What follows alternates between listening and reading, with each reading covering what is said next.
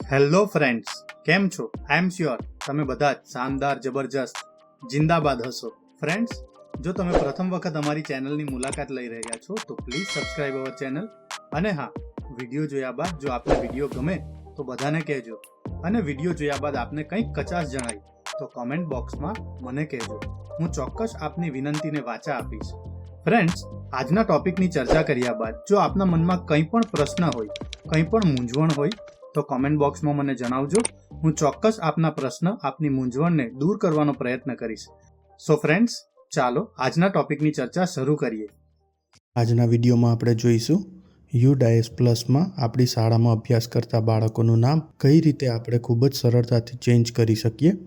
સૌથી પહેલાં આપણે ગૂગલ ખોલીને એમાં યુડાયસ પ્લસના હોમ પેજ પર જવાનું છે. અહીં આપણે આપણું રાજ્ય ગુજરાત સિલેક્ટ કરવાનું છે અને ત્યારબાદ આપણે આપણી શાળાનો યુઝર આઈડી અને પાસવર્ડ નાખી કેપ્ચા કોડ એન્ટર કરવાનો છે. કેપ્ચા કોડ એન્ટર કર્યા બાદ આપણે 2024-25 એકેડેમિક યર સિલેક્ટ કરવાનું છે અને ત્યારબાદ જો આપની પાસે પેન નંબર નહીં હોય તો પેન નંબર માટે અહીં આપણે લિસ્ટ ઓલ સ્ટુડન્ટ્સ આ ઓપ્શન પર જઈશું. અહીં લિસ્ટ ઓફ ઓલ સ્ટુડન્ટ્સ પર ક્લિક કર્યા બાદ એક્ટિવ સ્ટુડન્ટ્સ પર ક્લિક કરીશું.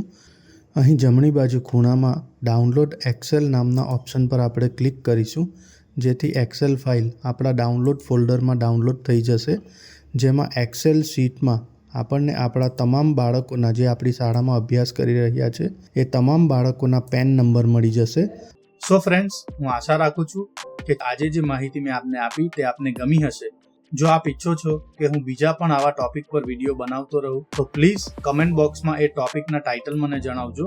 હું ચોક્કસ એ ટોપિક પર આપની સાથે ચર્ચા કરીશ.